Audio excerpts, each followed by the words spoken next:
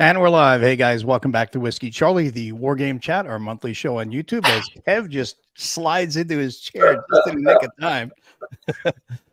I'm your host, Mo from Mo's Game Table, and joining me is my one co-host right now. The other one is underwater somewhere, I think, going to a cruise with buds. But Gimpy hopefully will join us soon. But we've got the Wargaming Wizard from Oz, Kev Sharp from the Big Board. How's it going, Kev? I'm good, mate. How are you? Doing good, doing good. And we have a very special guest tonight that needs really no introduction to any war gamers out there, especially if you're a Bulge aficionado. That is Danny Parker. Thanks for joining us, Danny. Appreciate you being here.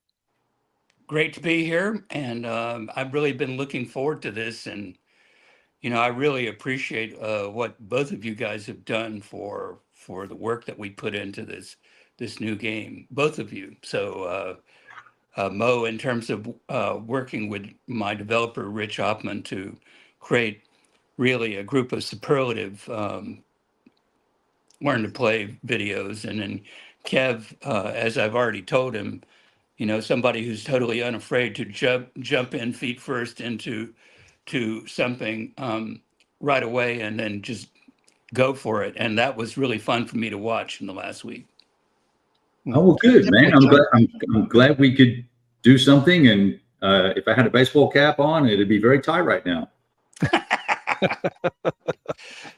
But the funny thing is, there's been all this talk about The Last Gamble, and everybody, there's been a lot of anticipation about it. I know you've anticipated getting it out there to everybody.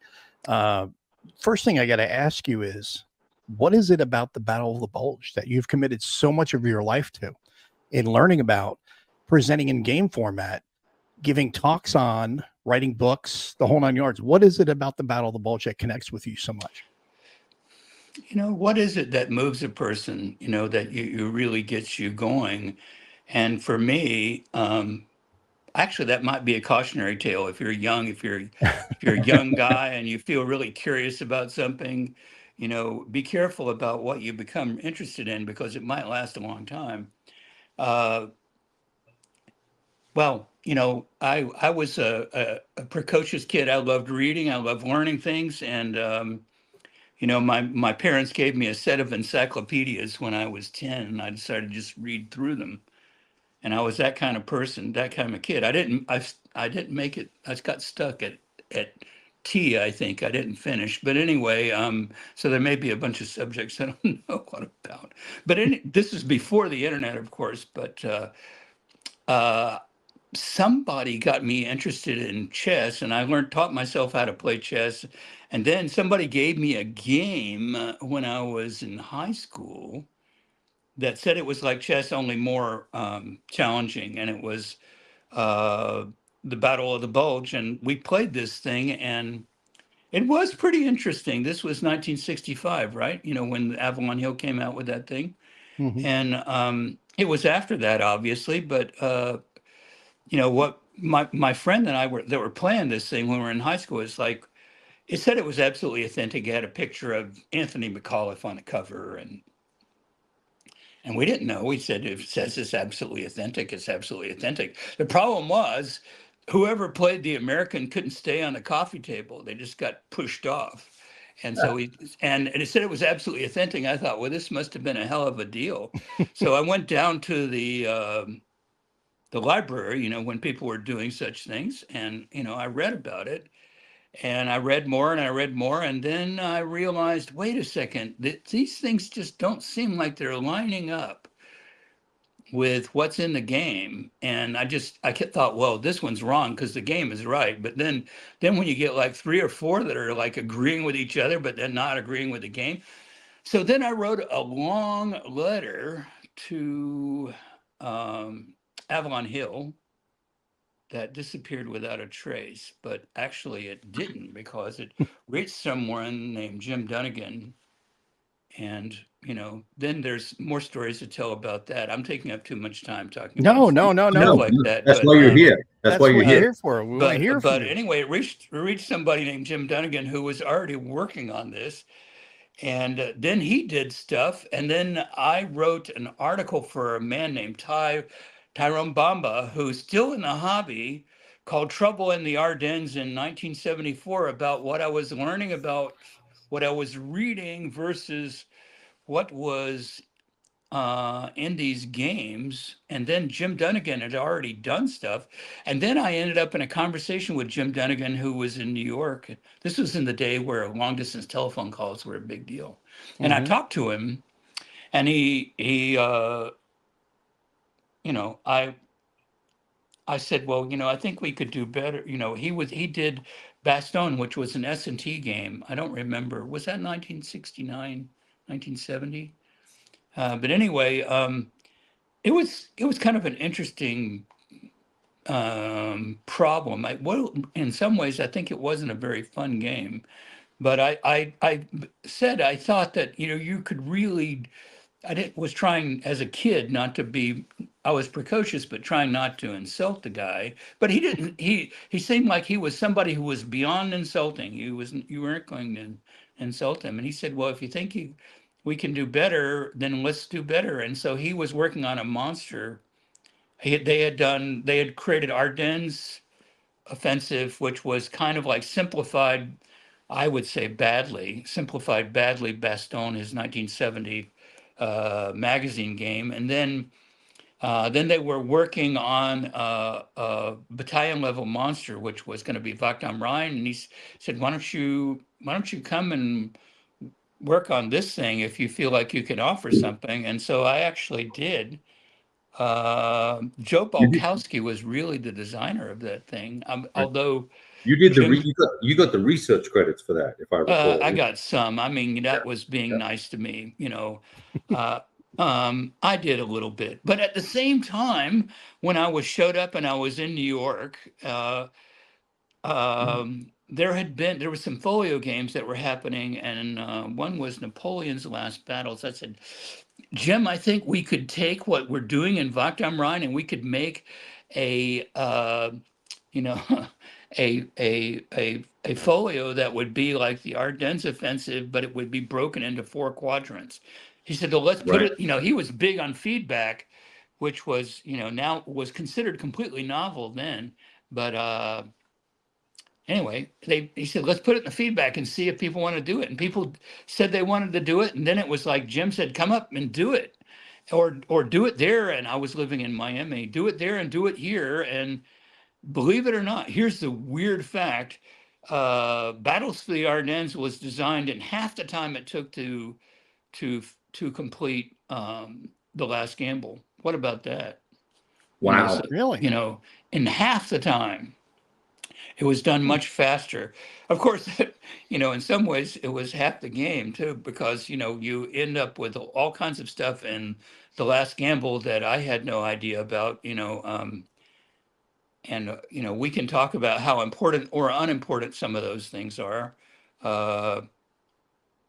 In some ways, well, anyway, you know, again, I'm talking too much, and I need to let people ask questions. If people, they'll ask questions, and we'll catch them, and then I'll put them up on the screen. But by you talking, that'll get them thinking of some questions, and I know Kev's got questions, I've got questions, but well, here's the weird thing to say. Here's the weird thing to say. Okay, so you have in The Last Gamble kind of a very detailed painting of the Ardennes Offensive, of the Battle of the Bulge. You have such a detailed painting that if you look closely at the painting, you're still learning as you magnify and you go down. You're learning all kinds of things because we went absolutely nuts to make sure the painting was accurate. And by the painting, I mean like the terrain, the units, the reinforcement schedule, the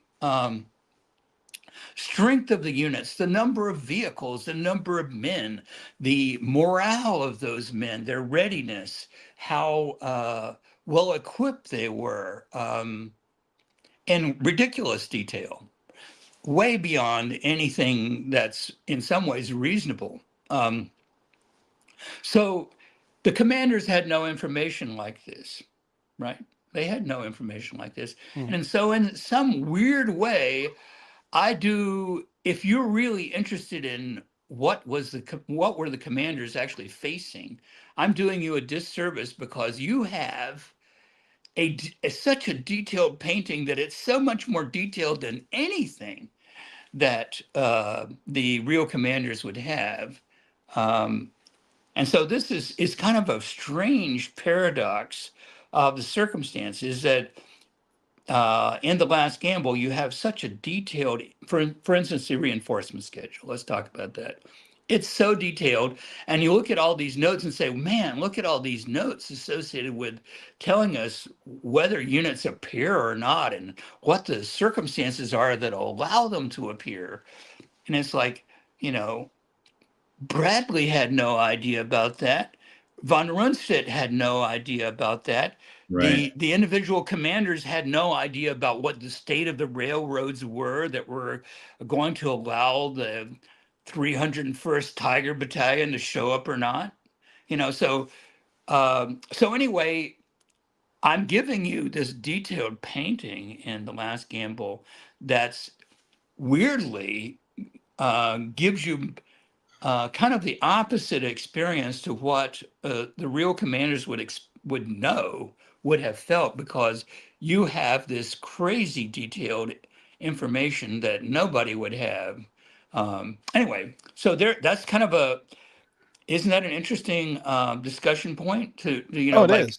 you know, so in some ways, a different take on this would be to have the detailed painting, but at the same time say, like, we have this very detailed painting, but on the other hand, you know, the information you're being fed may not be correct.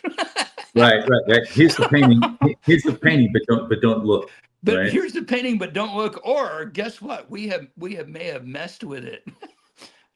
We have messed with it. Yeah. And so even though it looks like you really can't trust it, you can't trust it. So anyway, that's kind of a topic for a different take. So one of the things I really like about some other ways of looking at these games are that that it might be really useful to have that detailed information, and then to scramble it in some ways. So, anyway, but, you know, this is not the game that you have in your hands. Yeah, so, Joe's saying that both sides have the same detailed information, so it's actually a wash. Well, they do, but you know, both sides would not have detailed information. So would that be a wash? I'm not so sure, because, well, I mean, if you think about it, in reality, become more cautious. But in reality, when we're playing the game, we have that God's eye, you know, view. We have this history book that we can relate to, on top of the fact that we've got 80 years of history between when it actually happened and now. So we do have a much clearer view than what the commanders on the field had. Right. Think about it. All the commanders on the field only had their little perspective, and it was not until after the war, after the AARs, after all of the study was done, and even they were probably still finding stuff out 5, 10, 20 years later about the battle they were in, because they were, you know, just focused on one little aspect, theirs. So all this stuff is great. It's a great enriching learning experience as well as a playing experience for everybody. So it's the total package, in my opinion. Yeah, I think there's some historical fidelity that you pick up, that while it may influence your play choices, it enriches the game experience. And so there's those two things play with each other nicely. You know, there are other games that have tried to get that level of detail as well, and then there are other titles that have kind of approached it from a more abstract standpoint, and just focused on order of battle, timing of arrivals, and that's about it, right? Mm-hmm. And then their mechanics are very different than, you know, just some of your mechanics in The Last Gamble remind me a lot of Wacht am Rhein. You know, the first edition, there was a familiarity there as I'm reading, because I'm just literally reading the rules for this guy right now, and looking to put it on the table and play the similar scenario. There's a race to the Meuse, I think it's called, not Muse, is what I was saying. A race to the river, and so you can compare the two and see how they play against each other. But very different experience because it lacks all that fidelity that you have in The Last Gamble, which is Well, I have to do that, Kev. I have to provide it because I'm an old guy. I'm not going to last forever. And so, the first question that I didn't answer was, why the hell did you become so interested in this and can't seem to leave it? So I can't really answer that question other than that's the truth, and I haven't. I've stayed with it. But on the other hand, since I've learned all that stuff, it would be unfair of me to not provide that information to you. right, and Yeah, not to share it, you right? must Yeah. have it. And there are cases in the game where the uncertainty is so important to be able to understand the battle at all that we do deal with it in a very definite way. I'm thinking specifically of the Kampfgruppe Piper rules that Rich Mhm. worked on, which are quite beautiful, really, because he has this friction of war die rolls where you don't really know what's going to happen in terms of what's Piper going to do on the 17th and 18th, because the guy he's going to break through, or he's likely going to break through, because in Russia he could always break through at night because he had the he had the magic sauce. He knew how to do it, and he knew how to do it in the Ardennes too. And he was going to. And then the question is, how prepared are the Allies going to be, and how prepared will his troops even be able to take advantage of it? Execute, And right, right, as several people have suspected, although in 1944 the German forces were abusing Pervitin less than they had earlier in the war, it appears that Piper and his people were still using it, because if you're going to decide to attack at night for 3 days in a row, it's right. not going to be so easy to do that. But if you take that stuff and then it's been 3 days, then it becomes hard to keep going. So Right. the question is, why did he stop on the night of the 17th? The guy was whipped.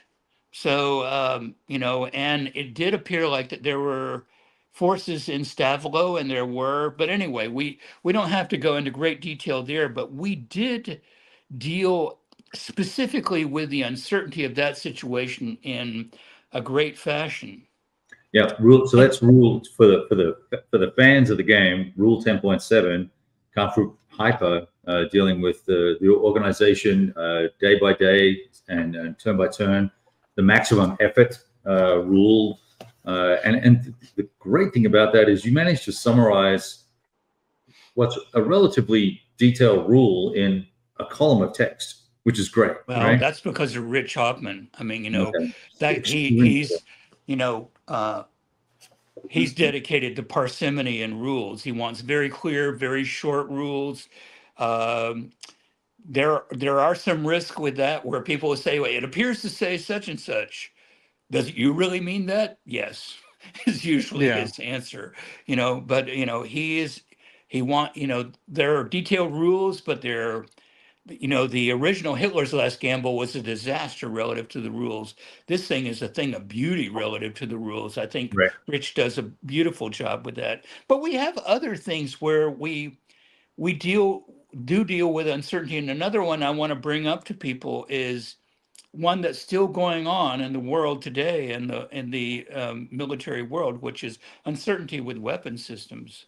So uh, throughout history, it's been important to develop a better spear, a better weapon, and that's always going to be that way. And it wasn't different in the Ardennes, because the Luftwaffe had failed to shield German forces in Normandy. There was this idea that maybe, even though the V1 V2 campaign had failed in terms of bringing London to its knees, which you could have kind of figured out by determining that the Luftwaffe, when they could operate over London, couldn't do that. So probably won't. And the Americans couldn't seem to bring the Germans to their knees by bombing them either. But anyway, maybe you can use that weapon system to really get some advantage in the Ardennes offensive by hitting Allied supply and making it difficult for them to move. So the V1 campaign was moved to Liège, and it's in the game.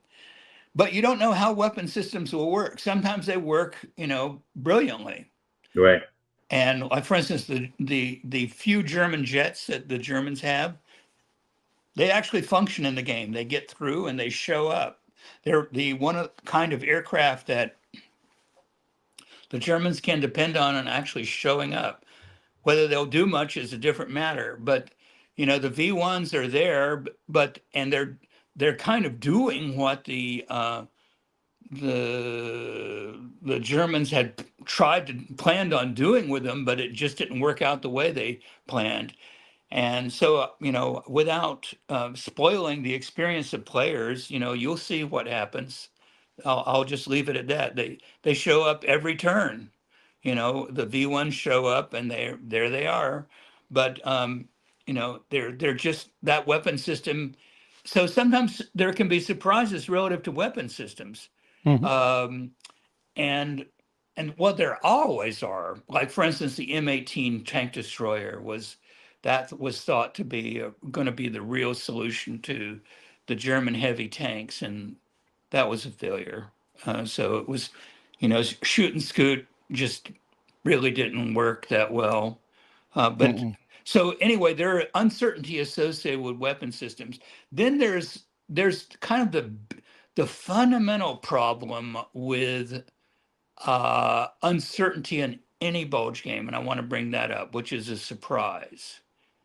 So in any battle, if you can achieve surprise, it's a huge advantage, and it's always been an advantage. It will always be an advantage initially. And so,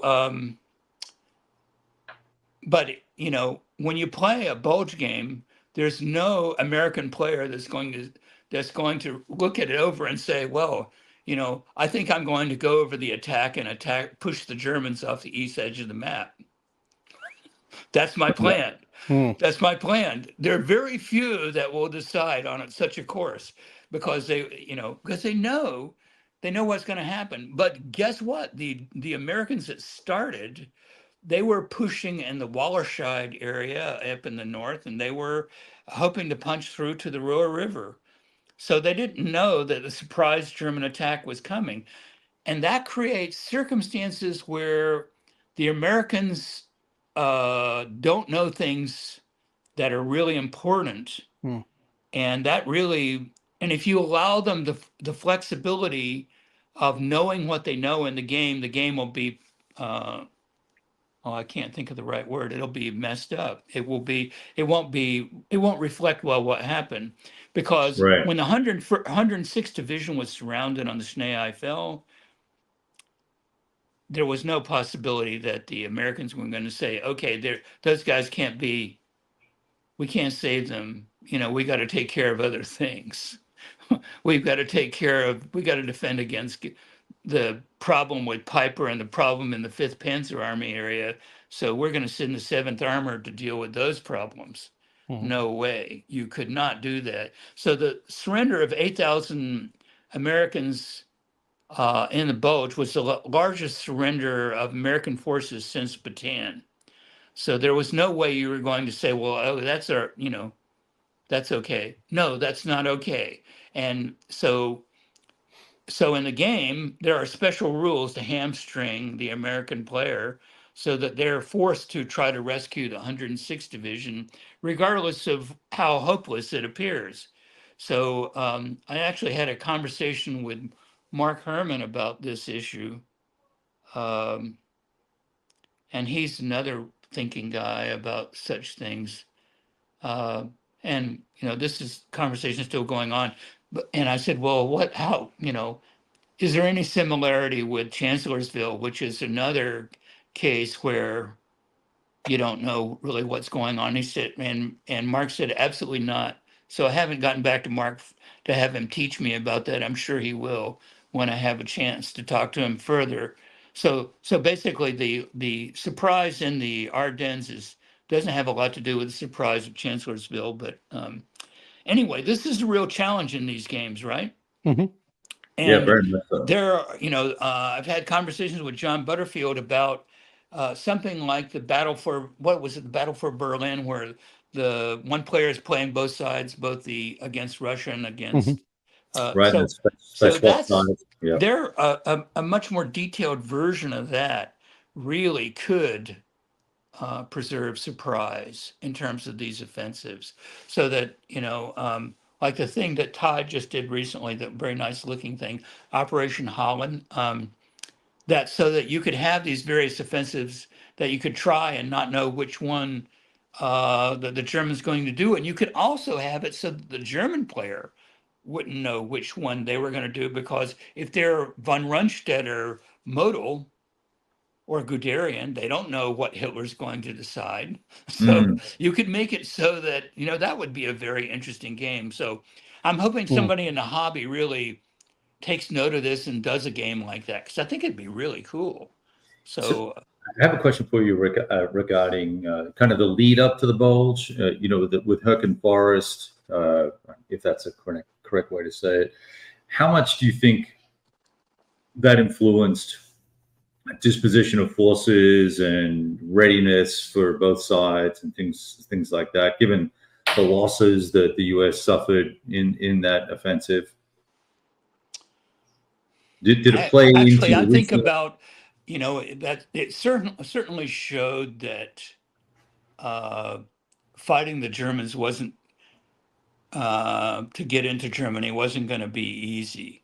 After the advance in August, it became clear in the autumn that this was atypical and that things weren't looking good for the final advance into Germany, because Hurtgen really showed them that not only did the Germans know how to fight, they knew how to take advantage of that terrain and make it just a killing ground.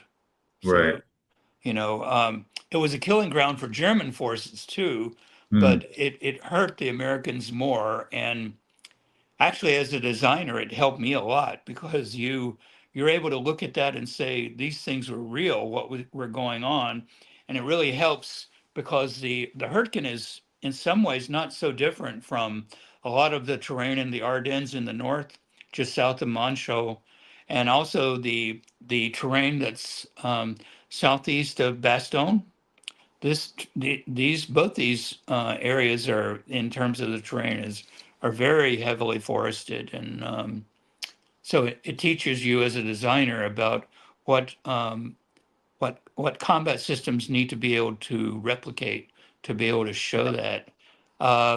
Relative to the Hurtgen, it did affect German forces in that the fact that Hitler kept delaying the start of the bulge made it so that a lot of the forces that he had anticipated using were fought out at the beginning. I'm thinking of the 326th Volksgrenadier Division, which is fought out in the last gamble, but I understand that it's fought out in BCS in the last Blitzkrieg too.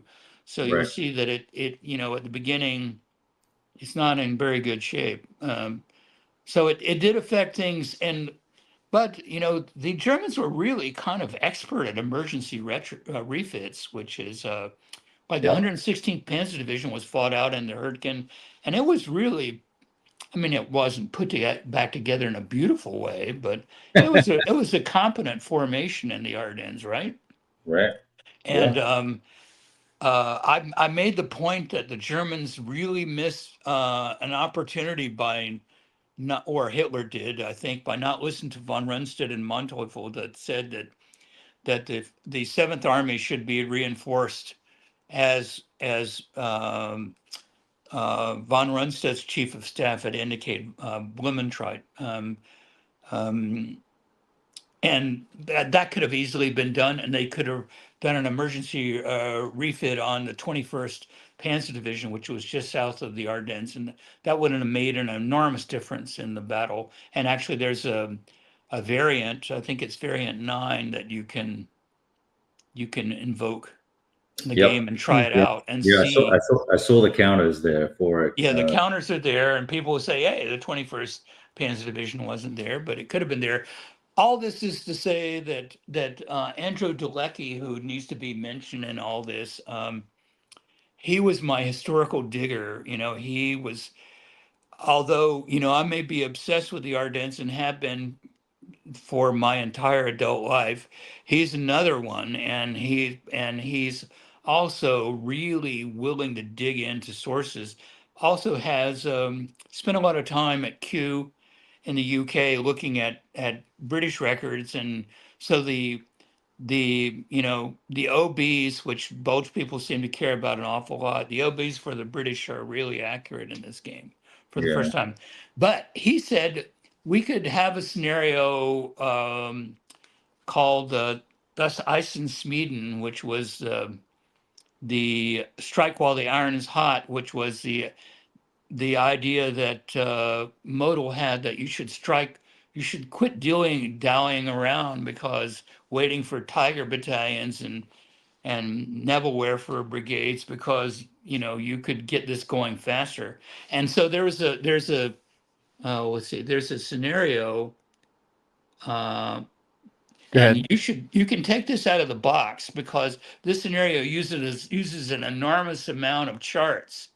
So Yeah, it does. if you yeah, it's like 15 63 charts of them or so. something like that, I think there Yeah, are. if you need room in the box, Yeah. you can take this thing out. But if you want to simulate what it's like to start the offensive early on the 10th of December in a very accurate way, then from soup to nuts, including air and everything, weather, all that's been looked into. So, and then where all the forces were. But, you know, as a German player, don't get too excited. But, hey, there, how you doing?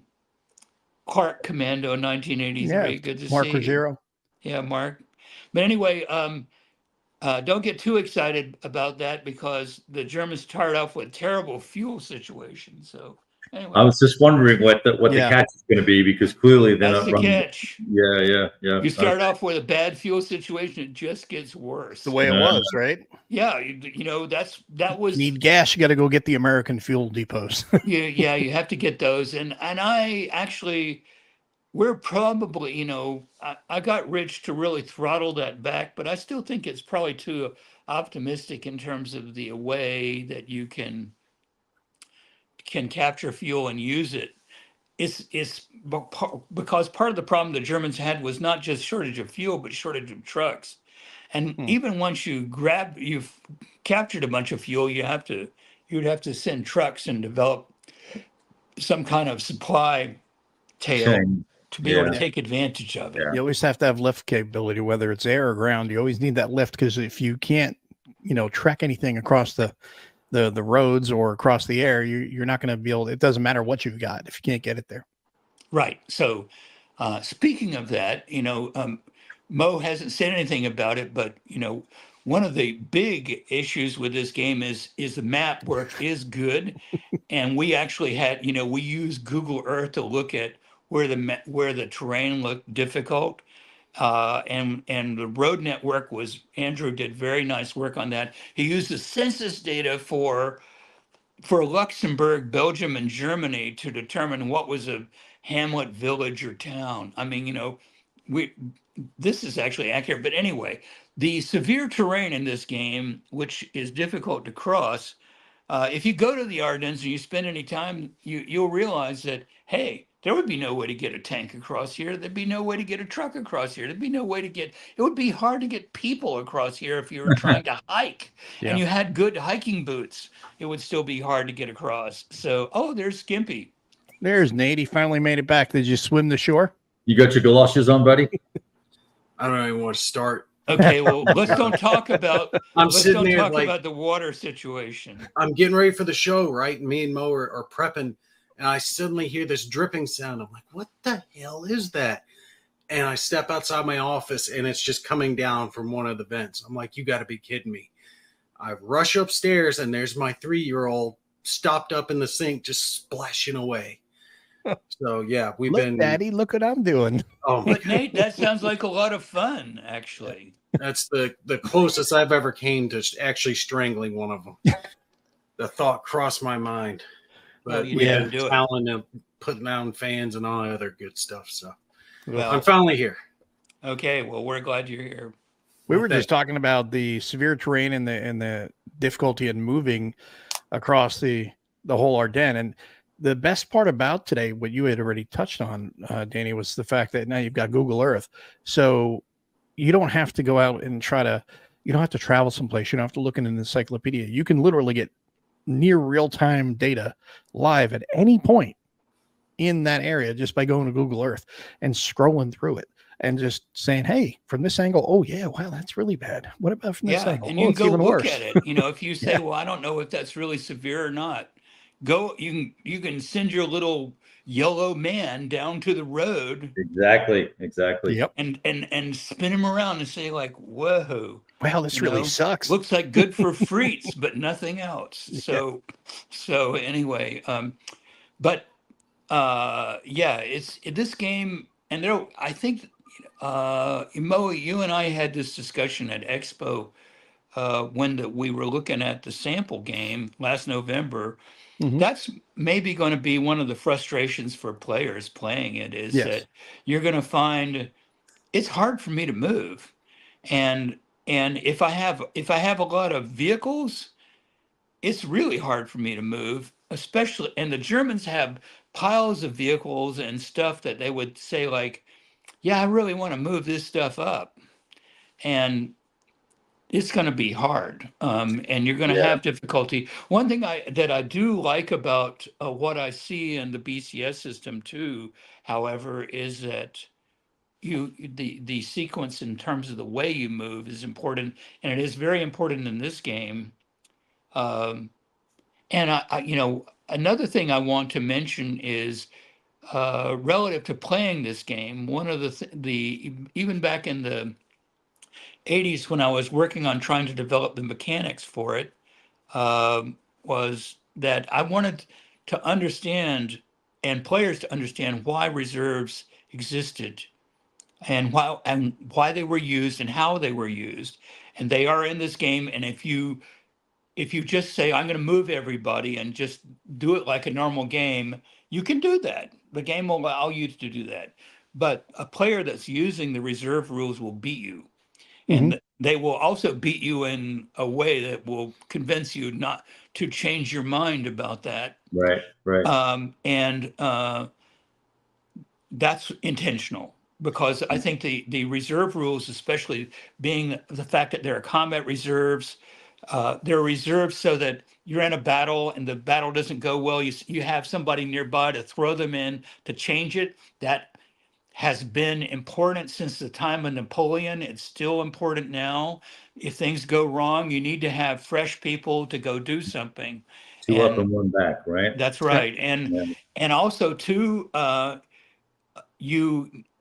idea of having some exploitation reserves that can be involved in something, and they're the issue is that they're looking to not only fight, but they're also looking to advance after. And this would be Piper's group and actually the German Kampfgruppen in general, in terms of the way they looked at it. This would be the very typical function, the way they would see how mobile units are going to be employed. The problem is, of course, we get back to the terrain. Yeah. So it's like, the frickin' engineers. So Leslie's asking here, is fuel or traffic delay the bigger problem? Anything the Germans should have planned much better? I'd say at the beginning, it's the traffic delay is the bigger problem. Later, fuel becomes an issue, but at the beginning, it's not fuel. But fuel shows up at the same time. All your big reinforcements, like the 2 SS Panzer Corps, shows up with no gasoline, not good. So and the same with Führer and these other formations, they show up without sufficient fuel, and that becomes an issue. But at the beginning, it's the big issues are traffic and mud. And I Yeah. think it's that way in BC. I haven't played BCS to know, but I think probably you would find if that game system's working, it would show that mud's bad. I would imagine. So Yeah, it does, and I think coming back to your severe terrain and reserves comment, I found the severe terrain to be really annoying, right? As the German, you get all these guys. You look at the map and you say, okay, well, I can come with this guy from this angle and this angle and this angle, and I'm going to get 7-1, boom. And then you look at it and go, actually, no, it's going to be 3-1 because that arm is hard, and so it was. At first, I was like, come on, what is this terrain? And then once you get into a flow, you start working it out. And then the reserves, I didn't really get to take advantage of the reserve markers and the reserve rules very much, but they certainly would allow you to give more punch to those attacks that force the enemy back, and then get to do that sort of exploit movement and move on. So, well, you can play without them, but like I said, as you play with them, you'll find yourself like the real combatants. You'll be deciding that reserves are a good idea. That you need to use them, and you'll be able to do better. For the defending player, it's tougher because for the American, you're searching for anything to be able to hold the line, and it's difficult. And it was that way. They just didn't have it. The thing that's probably less realistic is that the defending player knows where to defend. In the in the real battle, this was a more of a difficult situation in terms of knowing exactly where the enemy was and where they could sneak up on you. And then there's the I should mention too, the severe terrain not only is affecting movement, it affects the way zones of control exist for a variety of different types of units, so that it makes it so that it's kind of difficult to control the fact that the enemy might be able to sneak past you while you're not noticing that your units don't control things the way you thought they did. Yeah, definitely difference. It's a different. We had talked about this, I think, on the ride to the airport that morning, about people are going to have to rethink how they play the game or how they play this game because of movement, number one, with the terrain and all that stuff, and having to play that musical chairs kind of thing of organizing your moves.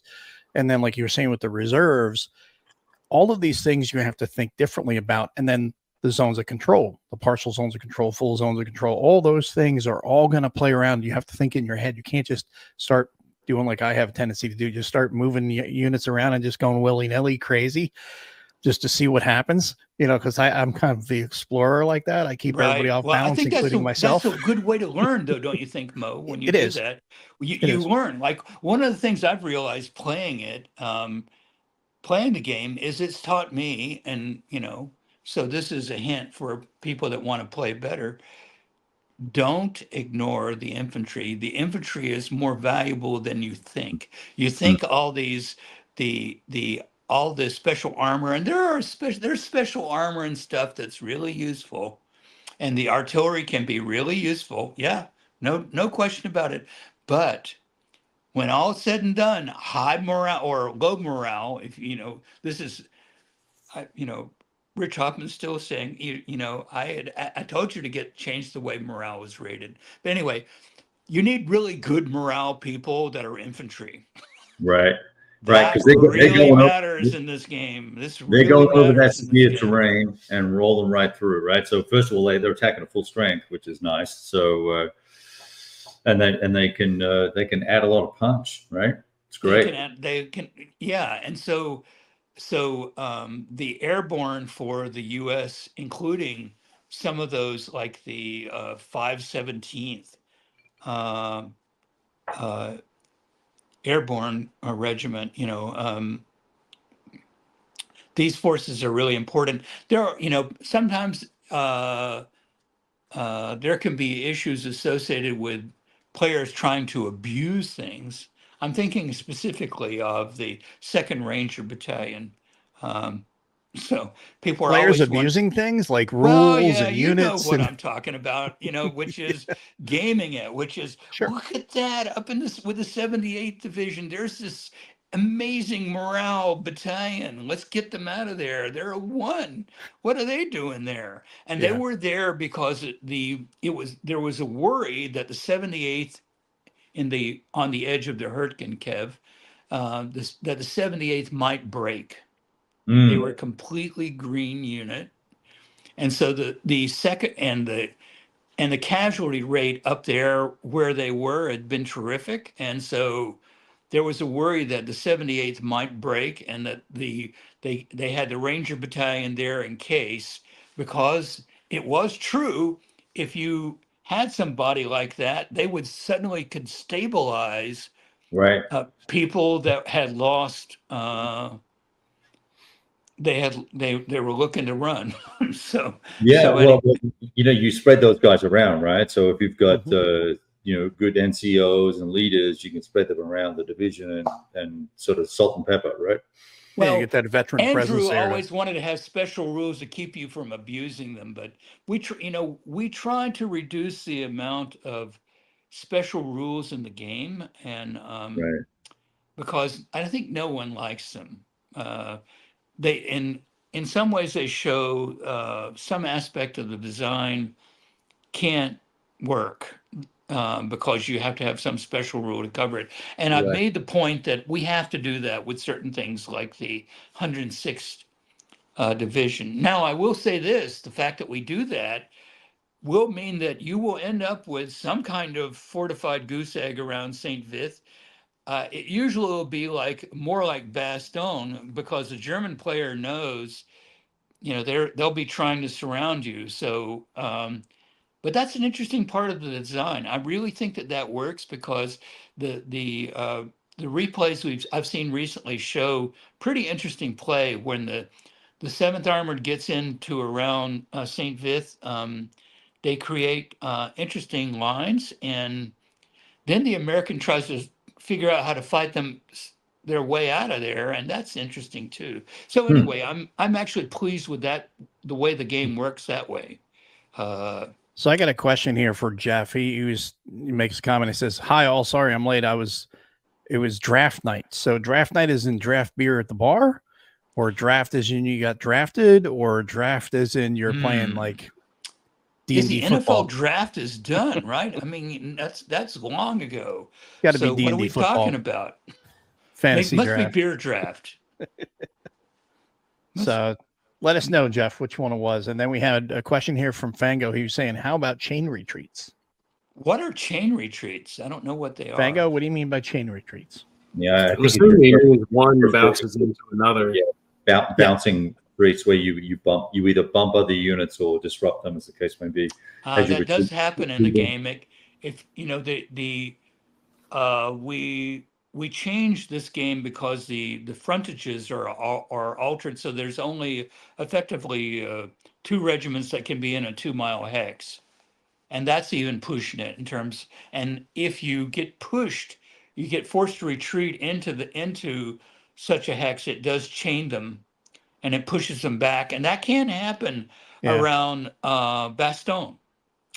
And that makes me want to tell you about a scenario not to miss, which is the high water mark, the 22 December scenario. Everybody's used to playing the bulge from the beginning, from the 16th, and I'm telling you, the high water mark scenario that starts on the 22nd of December is a bear to set up physically. On Vassal, it'll be a snap, but it's a bear to set up. But let me tell you, it is totally interesting. So once you have that set up, it's like each player is going to be attacking. Each player's got crazy decisions to make right at the beginning. Patton's down in the south, Bastogne surrounded. And the Germans can attack Bastogne, and there can be a chance of chain retreats, pushing, and then how far are you going to be able to go? So, but there is a possibility of chain retreats. But on the other hand, the Second Panzer Division is on the other side of the Uta River, and with nothing much in front of them to the Meuse. But they could turn around and come back and try to neutralize Bastogne. But then again, Patton's south. and there's all this going on in that scenario, and then the weather's about to change, and then the air's about to show up, and the scenario is only 10 turns long. I am telling you, it's something. And the game mechanics work beautifully. One thing that I was really pleased with when it wasn't a priority in terms of the playtesting, but when we got around to it, I was really pleased with the way the thing was playing. It was really showing the circumstances that the combatants faced at the apex of the bulge. And so anyway, I strongly recommend that to people. So there you go. Yeah, so that sounds like an interesting one. It sounds like a big giant brawl. It really does. And let's see, who was it that was playing it most recently? But anyway, they were saying that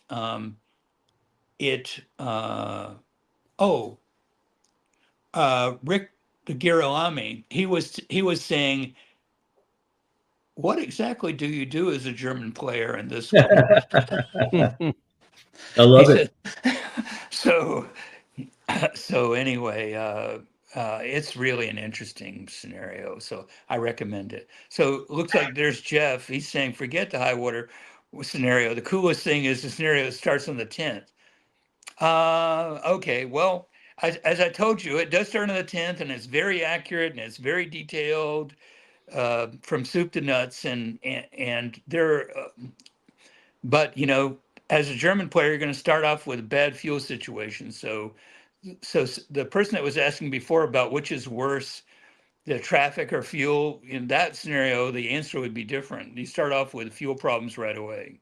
So yeah, that's fascinating. Yeah, I think the 10th of December scenario is interesting just because it brings new elements to the table, but the high watermark giving both sides some opportunities to smash things around sounds like a lot of fun. I almost set that up for my first play, but I realized that it would take you forever. Yeah, it would take me forever, and it took me several days just to get through a handful of turns for the first play. Although, anyway, it's interesting.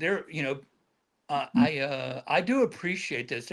Somebody out there was saying, was it you, Jeff? Someone was saying, that setting up the game is just a pleasure. It's a fun thing to work on setting these things up. Yeah. And in some ways, when you do set up that scenario, you're getting the painting on a different day, right? Right. Yeah. So you're getting this very detailed painting of the battle on a different day. And so, Daniel, I'm not sure who did the charts or whatever, but that would be my one criticism of the setup of the game would be there's a number of circumstances where you've got unit X goes into hex 2227, right. but then the next row down, it'll say this unit also goes into hex 2227, and then two rows further down, you end up popping backwards and forwards across the map. A minor quibble, but nevertheless, it might be a bigger one. I mean, I saw your preferences there. I noted them.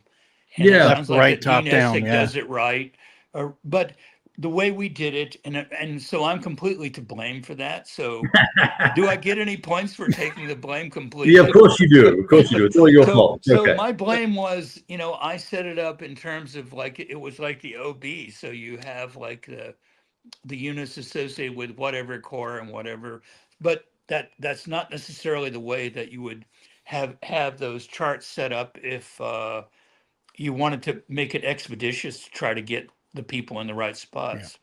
Yeah, I mean it's just a thing, right? And I'm spoiled because the BCSs and Dean Essigs of the world have that very structured approach, and even with their counter sheet layouts, they do the same thing. They keep all the formations together and stuff like that. Well, there's always some room for improvement. Well, it's nothing you're going to change, but I think it's if that's your only issue, like I said, the rule book is a minor issue. Yeah, the map is amazing. The counters are great. I can't believe how I actually pulled everything out of the box when I got back here and just dumped it all because I was not well, and I sort of dumped it all into the box, right? And I dumped it all out. It was like yesterday actually, and sorted it all. And it took me probably 50 minutes to sort it all by division and regiment and get it all squared away and packed up and bagged correctly. So it's a really easy game to get organized once it's organized, right? So I was much more appreciative of that than one or two other titles that I won't mention that are bulge games. So, Let's don't do that. yeah, it's okay. So we got But one here anyway, from John. He's saying that he's seen your name in Game Design Forever. Is it too much to ask what age you are, sir? Just saying he's 21. I'll be 71 in November. No. Yeah. Wow. Don't look a day over 50. Yeah. You look younger than me. You should be here in these shoes. You know, you'd say it feels like every day of it. But anyway, I'm still poking along, and I've been lucky. You know, I've got a bunch of medical problems now, but I've been able to survive to this point, and that, like I said, that's part of the reason to do this, because you know, since, you know, back to Mo's fundamental question, like, why are you, what got you so that you just, this won't seem to let go of you? I can't really answer that question other than I do believe that whatever I can in terms of the details in the painting, it's my job to provide it. Now, it may be that I will tell you that someone should use it to create one where large parts of the painting are hidden or uncertain, or, you know, so one of the real problems with most of these games, especially, is the omniscience that we all have playing them. Right. But and I've had conversations with my friend Frank Davis about this for a long time. And that even extends into lots of other stuff, like even combat results and so forth, because we could say, well, we know what the range of results are that we're going to face depending on what we're doing with XYZ. But in reality, of course, no one had any idea about that. Yeah. And you know, again, back to weapon systems and all the rest, you know, and rumors, you know, so one of the things that you know, I think probably a lot better can be done in gaming is to create these elements. But on the other hand, they have to be games. They have to be stuff we can enjoy. You know, we have to be able to enjoy them. So if they became so much of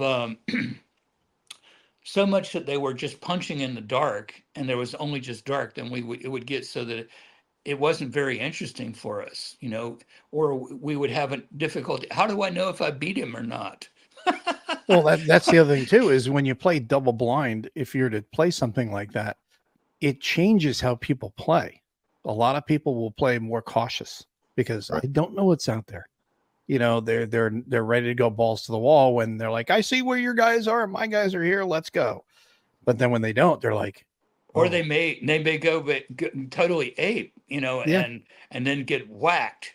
Yeah. You know, that's the other part that can easily happen from that. True. You know, and you have to measure everything out that way. It's like, can you find where the enemy is in a situation like that, fix them, and then go, and do you just push them away, or do you try to hammer them? Do you even know, are you dealing with a small element or a large element? Is it the main effort? You know, what is it? And that is one thing I'm pleased with, that I was talking to Rich about the leaders, and the leader rules are nice too. And Rick de Girolami, he really likes the leader rules in it. And I really like the fact that we added prime effort, which is our main effort, which is this is maximum effort. Maximum effort. Excuse me. The Deadpool rule, as I call it. Yeah, you know, it is standard doctrine, and it has been for a long time. Yeah. And this is a nice thing to have in those rules, and that part's pretty effective, and I like that. I like that we have that in there. Mm-hmm. Gimpy, you gonna join in, or are you gonna sit there and mope over the water? No, it took me a little while listening. I was waiting the first few minutes. I was like, okay, I know they're talking about a game. All right, I know it's set in Ardennes. Because you got to remember, I jumped in midway. Oh, and I was excuse like, me. all right. You didn't know this going in? Come on, man. We Which should have game said in something. Ardennes? Excuse us. And then I cheated and I looked up the name. Oh, that's right. That's what we're supposed to do today. Oh, I'm supposed to do homework? There's homework? Yeah, but no, I haven't played the last gamble, so I can't contribute too much to it just yet. I'll have to get back to you on that one. It looks good, though. I like the map. I think the map's really good looking for it. Map's beautiful, and I'll tell you what, the for the price of the game, you're getting not only the price of the game. Let me guess, 80-ish. It's 95. Oh, yeah, that's fair. I think I could be wrong. Wait, hold on. Let's find out. I think I forget off the top of my head. Pre-order might have been slightly less, I think, but hasn't the price gone up? It's 119. Yeah, 119 now. 119. But the thing about it is, what I was saying is, not only are you getting the game, but Kev can attest to this as well. You're getting just so much in there. I mean, the data on it. If you're a data nerd, you're just going to be like, "Oh my god, this is great! The hell with the game! I want to sit down and read the history book." Oh my gosh! Yeah, I didn't get to. I opened it up as soon as I got it. Had a quick look at it, set it aside. I was like, well, first thing I need to do is have a look at this historical booklet. Well, that took 2 hours to sit down and read all that. That made me get the maps out and start plotting where all the units were. I sent you a picture, Danny, where I was. Yeah, I loved it. He actually had grease pencil and everything. Yeah, he was looking at where the objectives were, and that's the way I like to do it too. And just fantastic information by formation, right? Yeah. In here, so there's hundreds of pages of good quality content that's split out, so that I can read the rules and play. Mm-hmm. I can do my referencing when I want to, and I don't have to go through a couple 100-page monster booklet. And also, I notice, I don't know whether it happened on purpose or by accident, but the game rules, there's another Compass game that came out, and the print goes all the way into the corners here. This is well spaced so that I can read this really nicely. So when we talk about, I'm a big fan of usability. And so when I pick up a rule book, I want to be able to read it and not have to, tear the binding open to get into it. And I don't want it to be, I want it to be the right length and all the rest of it. So you made everything very accessible, all the special rules in 2 charts, so they know what turn and how long it's effective for. That just made my day because, there's other titles that have very comprehensive special rules as well. And I'm flipping around to 20, 30, 40, 50, 80 pages trying to work out now exactly what happened on the 16th PM turn or night turn. And how long is that in effect for? You make it very easy for a very complex situation. So super appreciative of that, Danny. Well, I can't take a lot of the credit for that. Again, I go back to Rich, because Rich dealt with he liked the original game, and he said we call it the legacy game now. There are things that he really liked, and he liked, for instance, the reserve system and a variety of other things. But he really is taken charge of the rules, and he's really made it so that the rules part of the game is really well done. And right. So I appreciate it too when we're already having a lot of people with one question on or the next on. Usually they're clarifying questions, but that's fine. And he's they're really well done, and the rules booklet is well assembled relative to the other booklets. I'm very happy with the way everything's come out. There have been some production issues, like we got some footnotes got misnumbered in the historical study. That's unfortunate, but the game uh, I said for a while is because we kept adding historical material and so forth. And I said, well, it's going to be a book you can play, is that's what it's going to be. I love it. And then Rich said, well, I wonder if people will like that or not. And I said, well, I said, I actually think they will, but we'll keep all that stuff out of the rules. And so the rules will be kind of pure, which is we're not going to let all that stuff that's going to gum up the rules. We're not going to let that in there. And all but Rich added his own footnotes of various things where he felt like, Yeah. nah, I want to be able to have an explanation for people on the V1s and or something Right. like that. He would add that. All these little footnotes down the bottom here and the smaller font really help clarify things versus having, verbose designer notes slapped in the middle of the rule, because you kind of feel obligated to read it just in case there's some nugget there. But here I Yeah, but can, it shouldn't be there. And so right. the designer's notes they're in here, Yes. Yes. and I I was given plenty of space relative to doing that. And the historical study is its own thing. And uh, so it's pretty, I originally back in the day when I first started to work with SPI in the 70s, a lot of people were collecting games back then, and this question came up that was discussed about that a lot of people were collecting games rather than playing them, and there was Things have some never changed. and so and people were criticizing this and saying, well, the games must be really trash or bad, or there must be problems if people really aren't playing the games. And so Dunnigan, and I really heard him out when he said this. He said, no, you've got it all wrong. They are using the games and they are studying them and they are learning about the historical situation through the game. And so their study of the historical situation through the game itself is vital, and that's a vital part of what makes our gamers happy. That's what makes that's right. what we're doing is Right. we're learning about history through study of a game.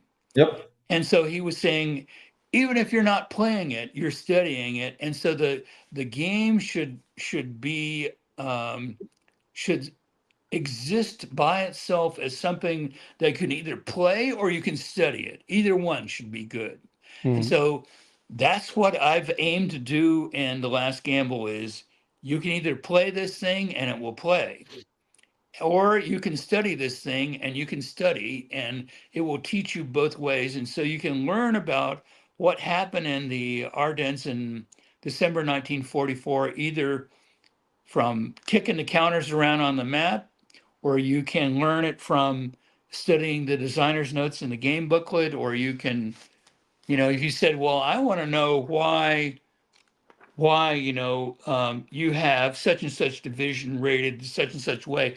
People that are obsessed with the Ardennes offensive seem to be obsessed with orders of battle. So the Right. details on that is ridiculous. So we have such incredible detail on that. Right. So I noticed you complimented Carl Fung on the last Blitzkrieg on his order of battle. I think you were giving him some kudos there, which was nice.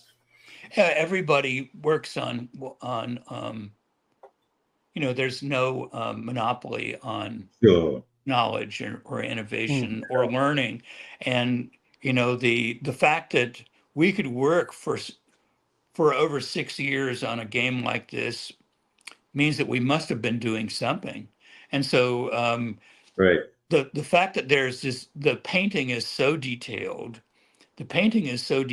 because we had the time to study the canvas in such detail, and then we translate that for you. As I said, in some ways, relative to facing you with the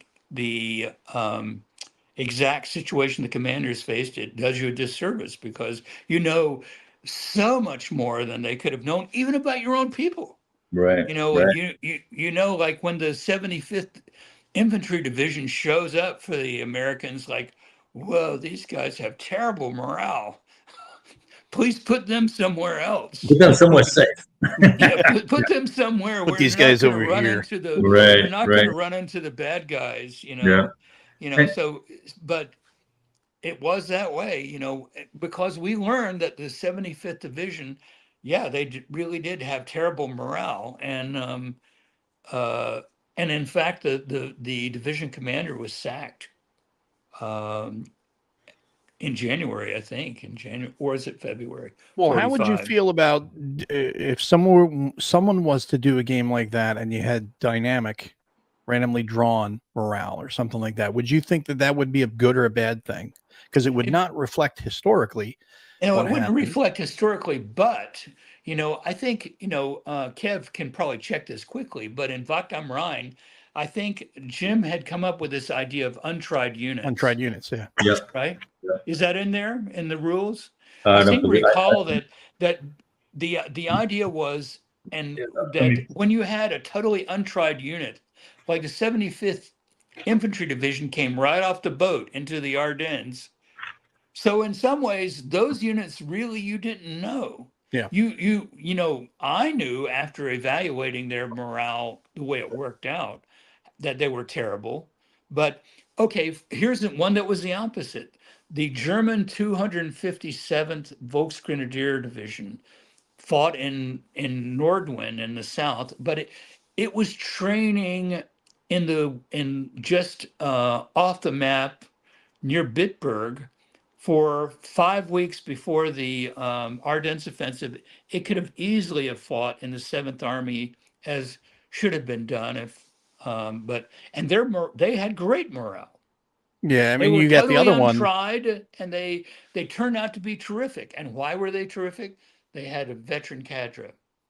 They had an artillery officer who was from Russia and really knew what he was doing. And they had a couple of other. Oh, they had their training was terrific.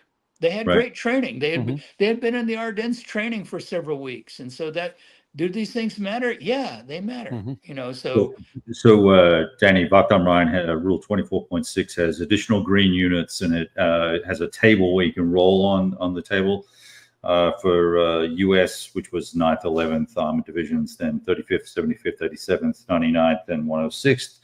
And the German Greens were 9th, 62nd, 167th, and there's 1, 2, 3, 4, 5, 352nd, 560th, etc. And then you can roll on a table, and that'll determine their level of quality, right? right. So back to Mo's question, though, I think that for units that had never been in battle, that it might be useful to have some way of determining what morale would be where you Yeah. had no real idea what they're. Now, for units that had been tried, that was part of the reason why a commander would use something like the 1st Infantry Division. So, like, we know these guys have been fighting since North Africa. Yeah. We know what we know what they're going to be like. Sadly, in the Ardennes, they weren't what they had been like earlier, because back to the Hurtgen Forest question that Kev had, they had been damaged so much in the Hurtgen Forest that they Mhm. had, I think, 3,000 green infantry. One of the things in researching the Ardennes that you will find is that the cost of fighting war in World War II was so high that the infantry on both sides, they were dying or wounded so often that it was very difficult to keep infantry formations in good shape, because Right. they were just losses were tremendous. So the artillery was killing them. So artillery was lethal. Oh yeah, artillery was huge, and we got a question here from Jeff saying, was it fun to play your game with Bruno? Talk about two Ardennes legends. Oh, yeah, it was fun to play with Bruno, and while we were playing, he found 2 errors too. And one was the simple oversight, which is I think was when Combat Command B of the 10th Armored came on. We had it show up at B, and it should have been B through C. and it was just an error. But he caught that and something else. I can't remember what it was, but yeah, that's good because, and those are in the errata that was packed with the game that was dated 29 November. Yeah. Right. And those were based on the playtest or At Expo, yeah. yeah, at Expo, and we Rick Girolami has been playing the thing with a bunch of people since at Winterfest and then at Consim, and so there's we've accumulated more errata. It's not actually shorter it's not any longer than what you've got, but there's a few other Sure. little pithy items that Sure. when Bill releases it will show up. And Now, one of them is if you want to know is what they are, and one of them is the vulnerability of the engineer battalions that we have in the game. So the battalion level engineers that are U.S. They have a parentheses around the 1. These are really kind of below scale for a regimental battalion level game, and they should be more vulnerable than what we originally had them and be. And so in the errata, you'll find that even though the American player would love to use them as speed bumps to try to slow the Germans down, you'll find that doesn't work too well. And you shouldn't do that anyway, because you need to preserve them to do what they're good at doing, which is blowing bridges, creating roadblocks, and so forth. Right. Anyway. Yeah. Oh, so I have a quick question for you. Speaking of Bruno, so you're a very knowledgeable guy, obviously, like yourself. Did you not help playtest one of the Bitterwoods versions at one point? Did you, whether it was casual or formal? I thought I saw your name somewhere. I've been in touch with Bruno for a long time and talked about. He was working on he did Battle of the Bulge 1981 for Avalon Hill, and I had things I wrote for the General. Basically, I've been critical about the attrition rate in all these games including what I do, and that continues. But I have, part of the reason for that is this business of the ability for the defender to easily know where the attacker is and seal holes. But yeah, the main anyway, thrust. I don't want to go down that rabbit hole. But the attrition in the Ardennes is not like what you typically see in most of these Ardennes games, including my own. And one of the things that I think really demonstrates this is a scenario that Bruno created for Bitter Woods for the Erasing the Bulge, it's called, and it's beautiful, and I would like to create something like that for The Last Gamble too. But if you set this thing up, you'll find that almost all the regiments, other than the surrendered 106th or a few other units, most of them were still there fighting on the 30th of December. How's that possible when in these games, there's a huge pile of destroyed units? Right. Because that means that there's something in the game system that's not working right, folks. Right. But anyway, I think that there's a level of abstraction we just have to accept that we aren't going to get that level of fidelity unless we're breaking it down to some sort of absurd level of detail. That whether maybe not. I actually think that there may be ways that we could make that work right. You've got a means to an end there, Danny. I might, but I have, I'm not sure what it is at this point. Will you allow me that? Are you going to release an update for us? No, let's be happy with what we have for a while. All right, come on. Well, happy with what we have. Danny, he's never going to stop on it. He's never going to stop. That's right. So there's no reason. If you stop, you're dead. So I'm not dead yet. So I'm not going to stop. You got to have something to do with the rest of your time, my friend. That's right. But maybe part of it is that when units broke through and pushed like the Germans, they were able to push. The retreats were more sudden and further than what often happens in games. Right. Why is that? Why do the games not show that? Well, I don't know, but I'm not willing to concede that that's not possible to show. So anyway, Yeah. and other people say, yeah, we have to accept a certain level of abstraction so that we do have a huge dead pile, and gamers love to see units flying, being destroyed. They love that, you love. But on the other hand, I don't like that. that's okay, I get but upset. I don't want to see my boys die. So, Well, the Anyway. thing that people always forget is when they see the dead pile, they think these oh wow, that whole division's gone. It's like gone, right. no, it's combat ineffective. They took too many casualties. They got to go back to the rear. They got to rearm, refit the whole thing. They're not good for right now, but they'll be back in the fight later. Well, but as far as the game goes, they're out. In the game now, especially the American player, they units do get replaced, and they do tend to show up more. They keep coming back. But anyway, this is I don't need to talk about this more, except to just let you know that this is if You're thinking about it. I think about it because it's a real thing. And actually, you ask about Bruno, and Bruno points this out, because if you set up the setup for Bruno's scenario for the 30th of December, you say, well, heck, these units were all still fighting. Right.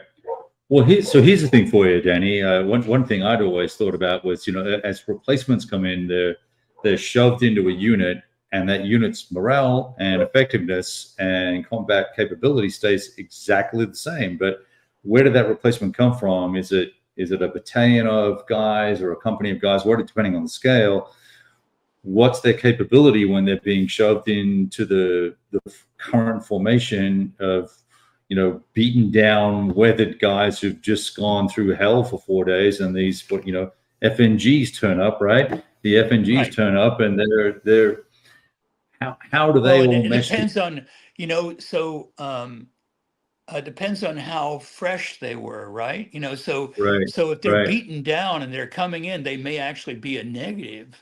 They may exactly, be, may be taking on people that it's like, we don't want these people, like there's a unit that the U.S. has, the 29th Infantry Regiment that's in the game. And what was their job? And they were a morale 7, I think, in the game. How are they so terrible like that? What was their job? They were part of ComZ, and they were arresting people that were stealing Jeeps and thieves, and said that was their job, and their morale was terrible. They didn't want to fight. They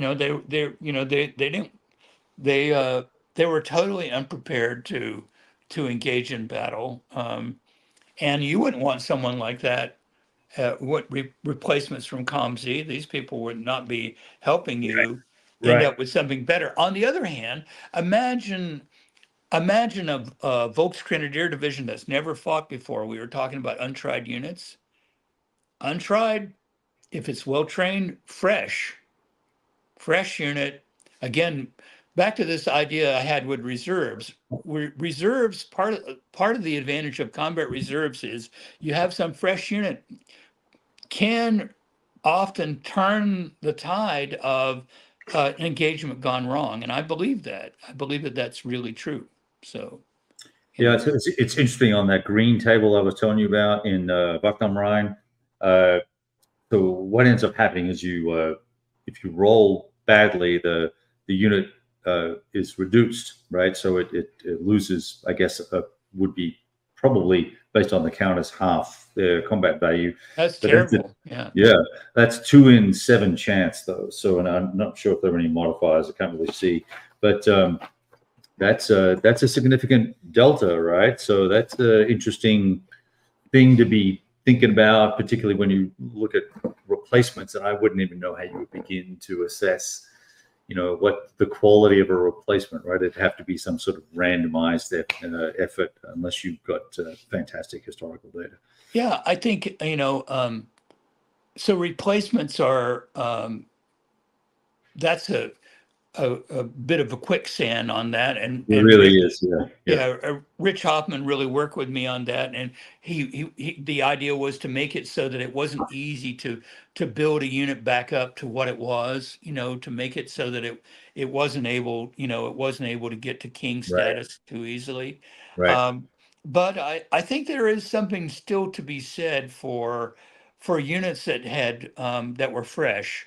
And if you look in the historical study, there's a section where Andrew and I were evaluating all these combat formations, and at the end, we created these capsule summaries.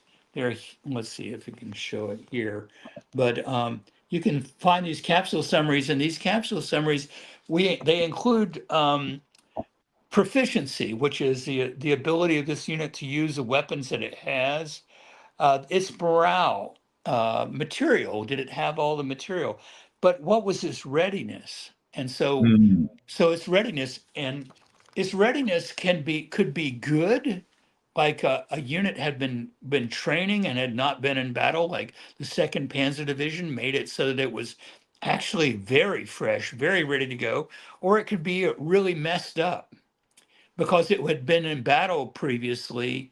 Like I'm thinking of the German Third Parachute Division, which had been with the German 15th Army fighting up north, and it had been roughly handled after being reformed, after Normandy had been reformed, and then it Right. got all these new people, and then it got wrecked.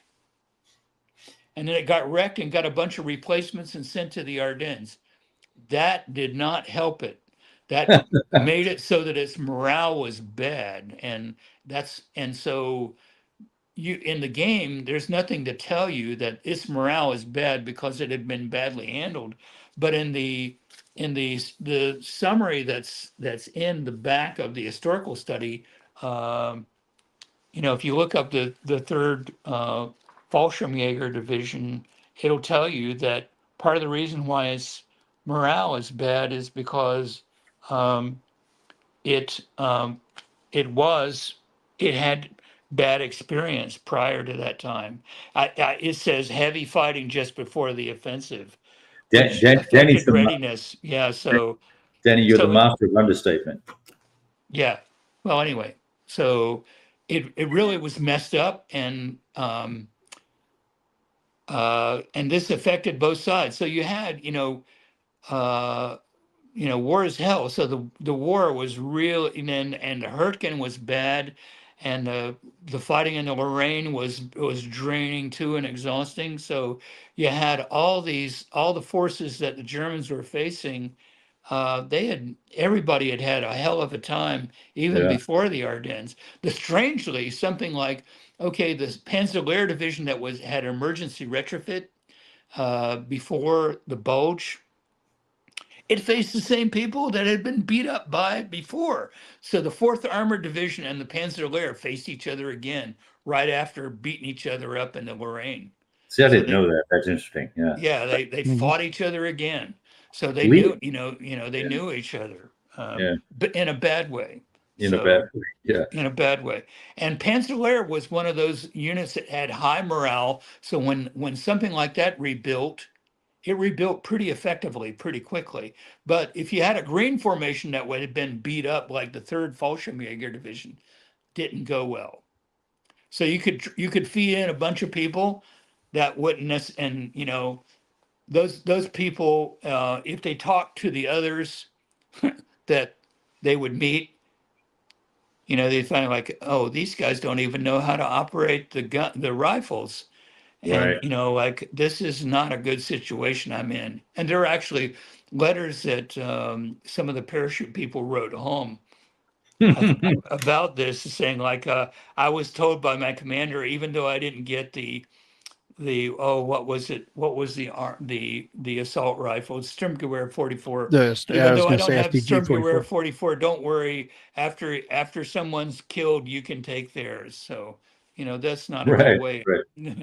Yeah. So anyway, and that's probably realistic. They're you're going to be but it was a hell of a situation. So there is one other thing here I wanted to ask you about real quick while we've got you here. You've got a new book coming out, and that's coming out the end of the year, is it not? Sure, it beats the hell out of me. It's, they've had the book for a while, and I haven't gotten galleys yet, so I don't know what they're. This is Frontline Books and that have done the previous books.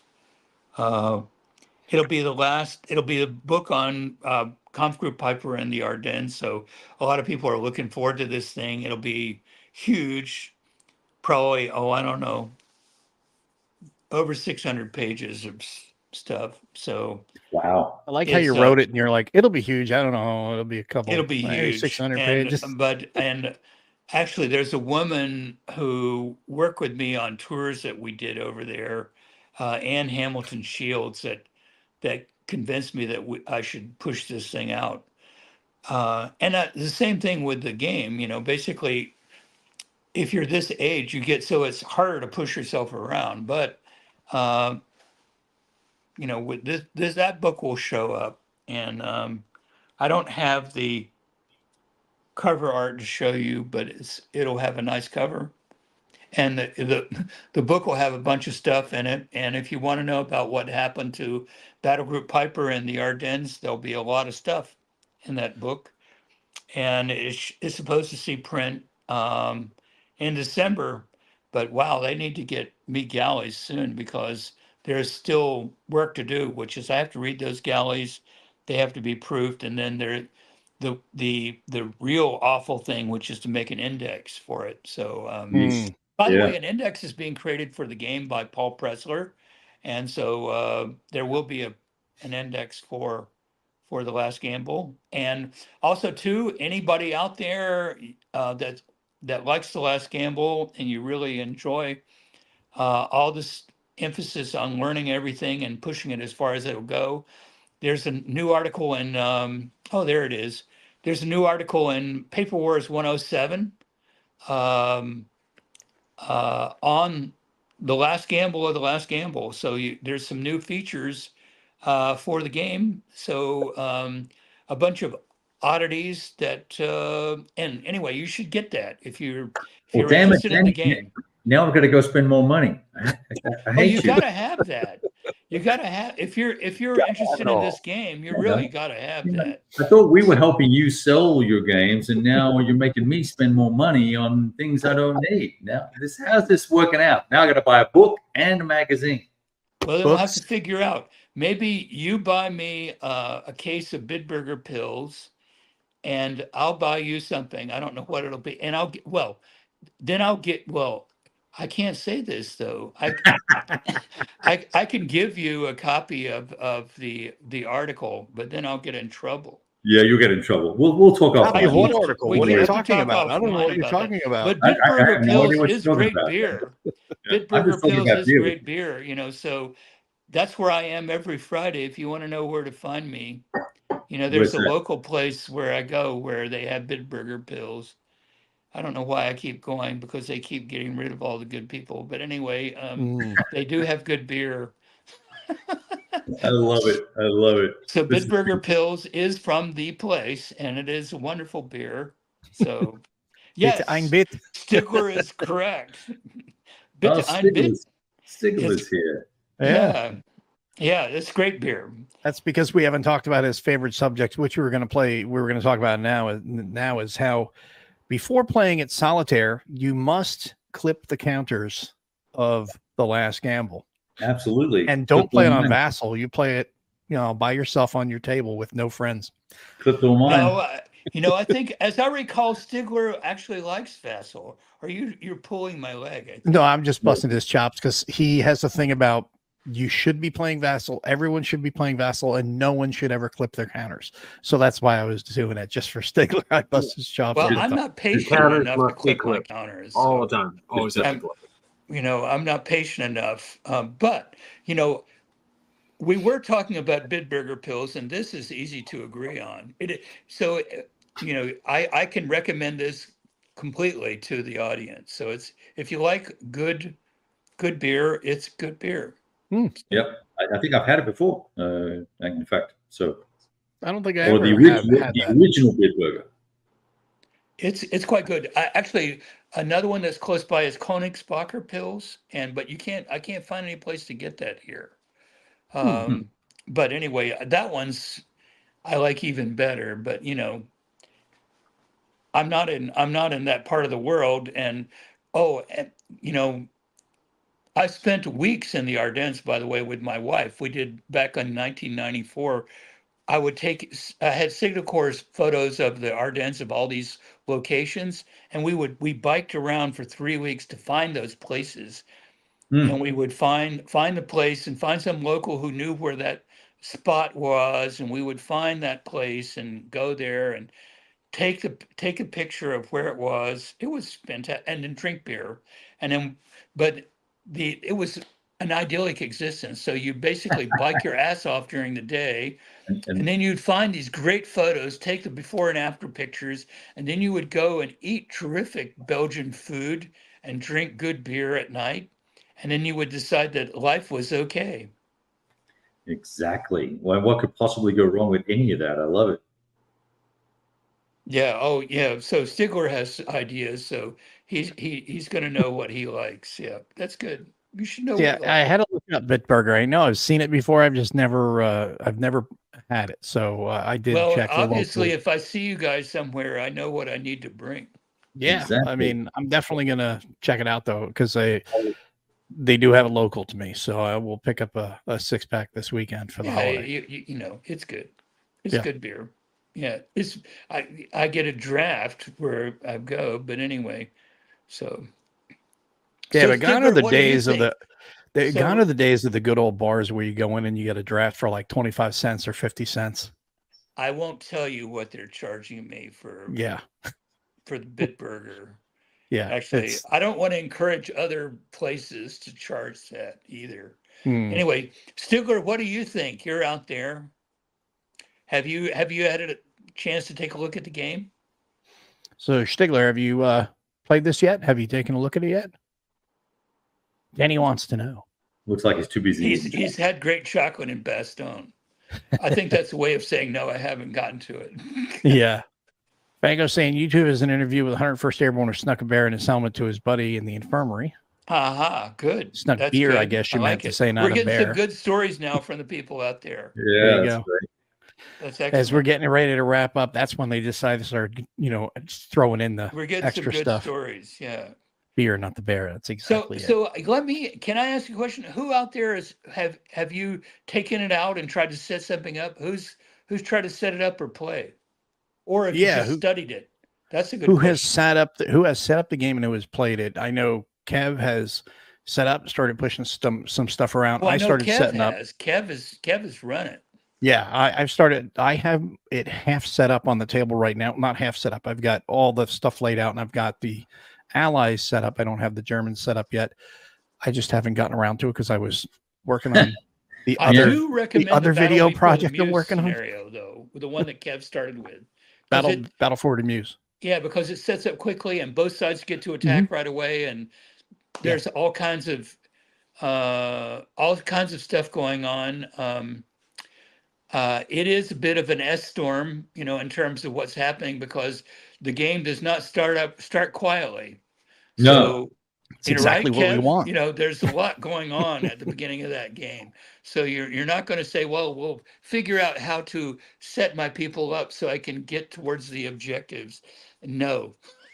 If you're playing against an opponent, no, it will not be like that. So anybody out there, anyone has set it up?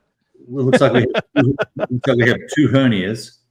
I have not recovered from lifting it. That's good. He pawed through the box once or twice, likes what he sees so far. Okay, well then that's, we have honesty going on. And the pure data, that is very true. I mean, that is something that I think everybody is going to notice right away when they look at it. It's like, what's this history thing? Oh, wow.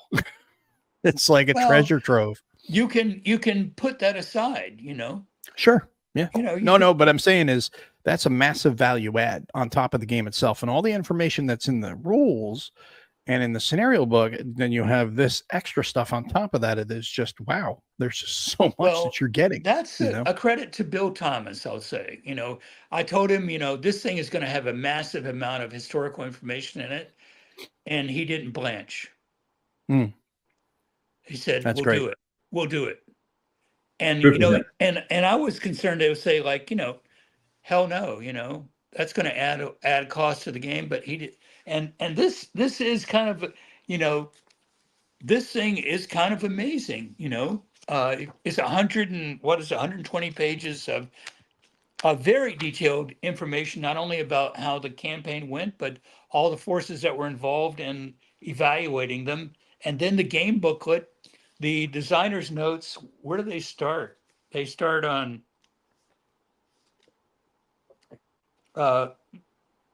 They start on page 33. And then we forgot to mention this section called The Game is History, Yes. where Rich Hoffman and I put together the initial attacks in game terms.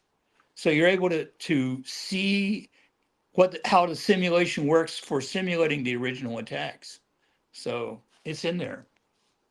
So that's the credit to Bill Thomas for saying, yeah, we'll go ahead and add this stuff. So Leslie's saying I've been relocating my whole World War II collection to make room for TLG. Once I open Dave's game, I'll probably sell everything else. Well, let's hope not. And then Jeff saying, setting it up, then look at the historical booklet that shows how each historical attack would be in the game. How cool is that? Yep, it is. That's definitely cool. Carl, I'm still working on the historical companion because it keeps me making me grab my copy of Battle of the Bulge book to read more details. That's true. That's good. So basically somebody's saying I'm interested. So that would be getting back to Dunnigan's point, which is, right. The game is helping you appreciate history because frankly, we're about that, right? Otherwise we could be playing chess or Parcheesi or there's a bunch of other games that we would Risk, right? Yeah, there's a bunch of other games that we could be playing if we didn't want we wanted things that were divorced from history. But we're doing this hobby, we're playing these games because we want to know something about what this was like and what it meant relative to history, and we want some feel for it, even if Parker's confessing that we're not going to be able to get the authentic experience because of our certainty. Still, we're going to learn things. And also, he's saying that he worked on creating this beautiful painting for us to be able to see what the bulge looked like and appreciate it in great detail. And we've got it. So we do have it. And when you set up high water mark, you have a picture of the bulge at the zenith. So you right at the beginning, you see like, wow, this is really a painting of the whole battle, and we can start fighting from that point. Yeah. So well, you keep bringing up this point. You keep making the point, I should say, of the game as a painting, and it is. But my thing is to coincide with that is this is the type of game that is like a painting because you're not just gonna sit down and go, okay, let me throw it on the table and play scenario 1, scenario 2, scenario 3. All right, I'm done. Cool. Put it back on the shelf. Forget about it. Yeah. You're gonna play one scenario, maybe multiple times. And you're going to appreciate it the longer you have it.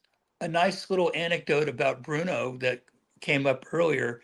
We were playing and Bruno was attacking the reconnaissance battalion of the 1st SS Panzer Division with the 30th Infantry and got a bad result. And he was pushed back. And he said, that's ridiculous. So a reconnaissance battalion and I'm attacking with a whole regiment and I got pushed back. So there's got to be something wrong with this. And then he came back, he went to, I think, to his room to look it up on the computer to find out what was in the reconnaissance battalion of the 1st SS Panzer Division. I said, no, Bruno, that unit was pretty well equipped. Anyway, he came back and he said, I stand corrected on that. That looks like that would have been pretty brutal unless I had armor because those guys are pretty well equipped. So, and that's, again, this is somebody that already knows a lot about this, right? Yeah. And Right. it reminded him to look, what was the equipment of these people? What was their morale? They were fanatics. Yeah. Bruno already knew that, but their equipment was not to, they had a lot of firepower. If you looked at how that reconnaissance battalion, it didn't have the equipment that existed on the TONE. Reconnaissance battalions, because of their function, were chronically short of the right equipment in the German army because they were beat up all the time. But they were well equipped, and Bruno had used that, his experience with the game, to say the game's right. The game's right, because if you're going to attack those guys, you better have armor to quiet them down, because they were tough. Yeah, you mute their advantage, right? And that's one of the other things that you made a great point that I failed to mention in either of the videos that I've done. But there's a significant number. I nearly said massive, but there's a significant number of combat multipliers, I think is the word you used, that allow you to, with careful thought before you go charging into the fray, build a combat or a defensive position that gives you all the benefits that you can take advantage of based on the TONE, the morale, the terrain, all the different aspects. Combined arms. Yeah, all the combined arms and the flanking. Armor superiority, whether you have Tiger tanks, you have flame all tanks, all these things. All these things. And so much to be thought about, which gives me more agency, right? It gives me more choices. And that's, to me, which is, as a gamer, let's set the history aside for a second. As a gamer, that's what I'm looking for. Because, I don't want to just shove a handful of units up and go, oh, I got 6-1, I win, right? Because I can do that all day, every day with 1,000 games. What I want to do is have an experience that helps me make smart choices, or drives me to make smart choices about what am I going to do with these guys? How am I going to get to my objective? What shape am I going to be in when I get there?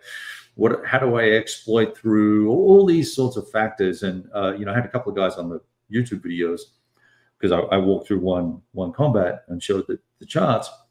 Oh, too complicated for me. And I said, no, it's not complicated. It's involved, which is great.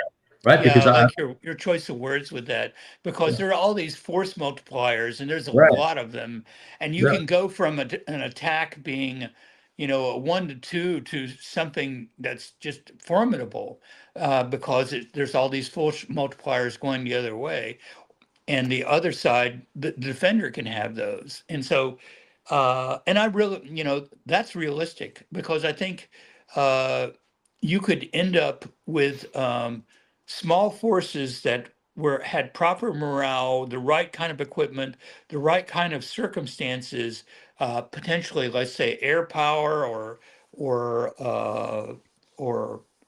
artillery support, like using a TOT, that you could suddenly find that you had a big advantage, and you learn how to manipulate those, and you learn how to prey on the weakness of your opponent too.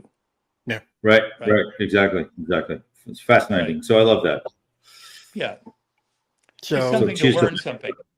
Yeah. Yep. No, I'm looking forward myself to digging into it, because I know this may seem like sacrilege to some people, but I am not one that has ever been like super enamored with the bulge. Not that I don't like it. It's just, it's not one of those ones like everyone has a million bulge games. They've got a million games, Gettysburg, things like that.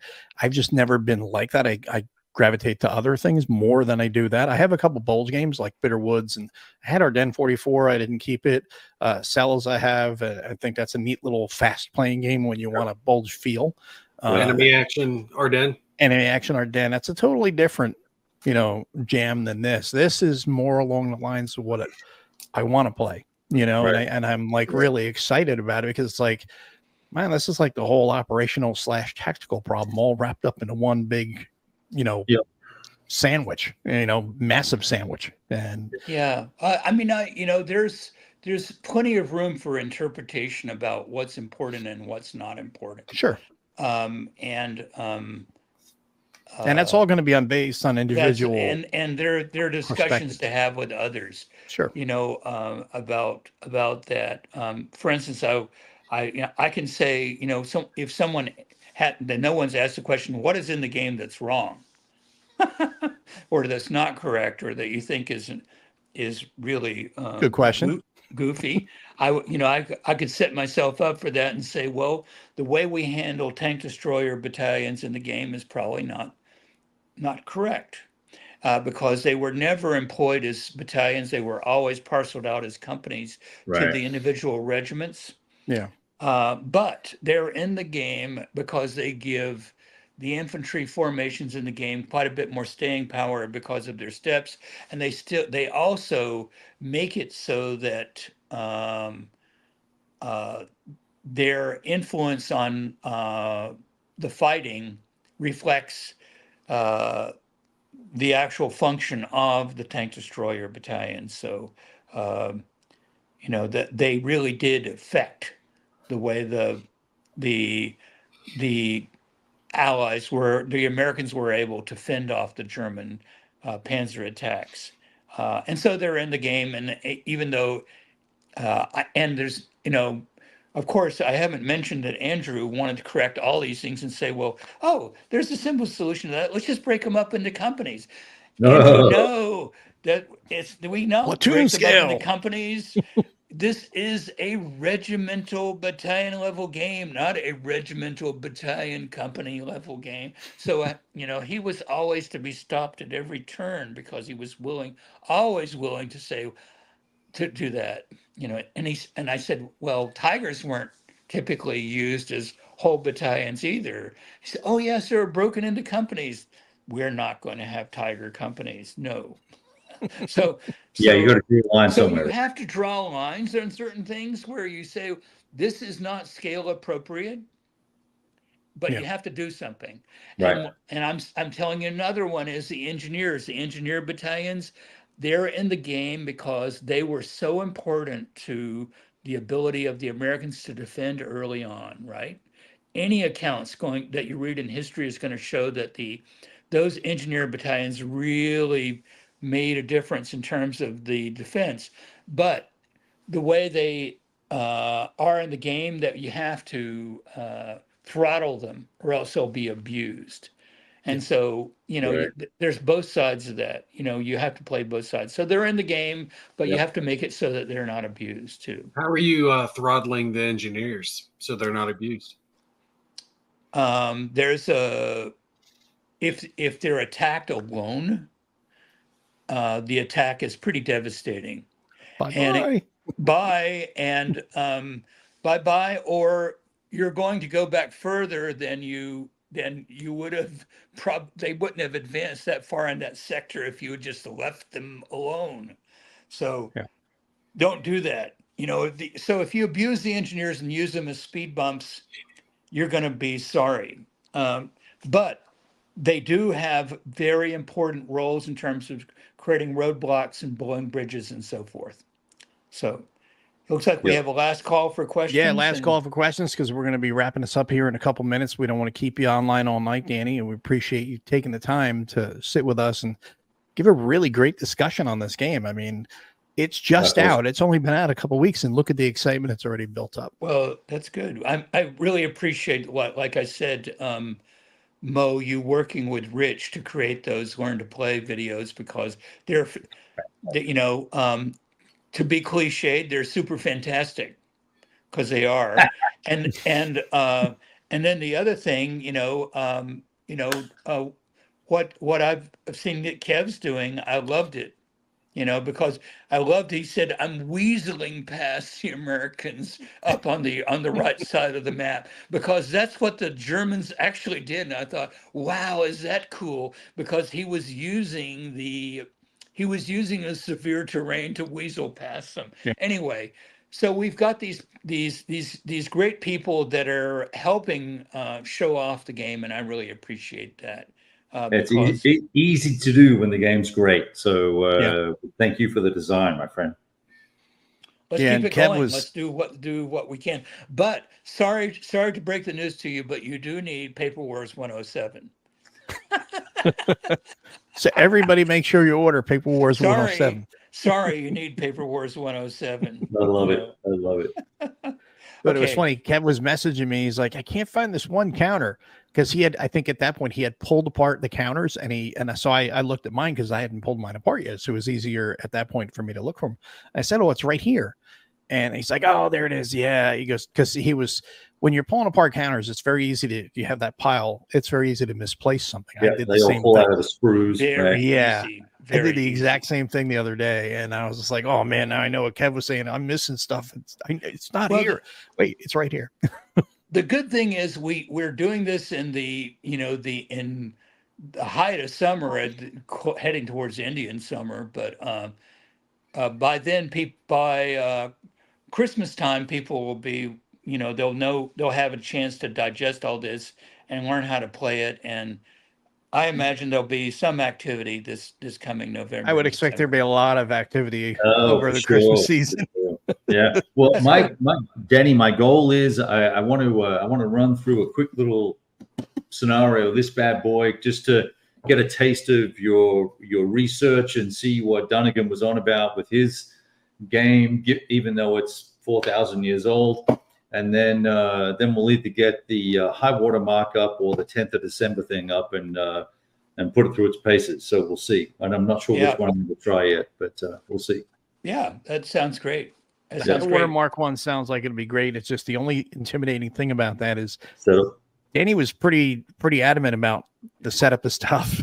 So I was like, okay, well, but if the payoff's worth it, it'll be worth the effort. And Stigler's gone, I think, and so he can't complain about Vassal at this point because that would, of course, you just punch a button and Vassal is everything's there.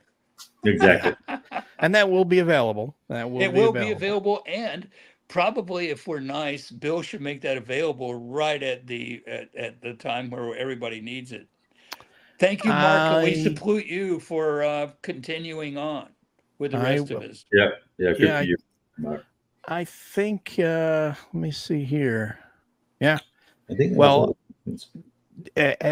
I can say this. If everything goes according to plan, it should be out right before Compass Expo. Literally right before Compass Expo. Well, I'm not going to say because I don't want to get myself in trouble with Bill. But no, I mean I can say because I do the scheduling for that. You do. You can do. Yeah, you're the guy who he can complain to me. But I mean, based on the standard, that is exactly when it is due to come out. So that'll be a pretty cool thing. It'll be. I have my own request of Bill, and so I'll choose the hills to die on. So there you go. Yeah. All right. So guys. anyway, it doesn't look like anybody else has any other questions. We've got a couple of comments, which I posted up there for Mark and then Jeff here as well. And then thank you, Jeff. One last one for Mark. And but really appreciate you joining us tonight, Danny. Appreciate everybody in the audience for tuning in as well. And if you haven't gotten the game, now I think you should get a little more interested in wanting to get the game. If not, definitely checking it out at a con. Super. Yeah, thanks, everybody. Appreciate it. So everybody have a great night. Gimpy, I hope you can stay dry and you're not going to be too put out tonight. But thanks, everybody. We will see you on the next episode next month. Have a great night, everybody. Thank you.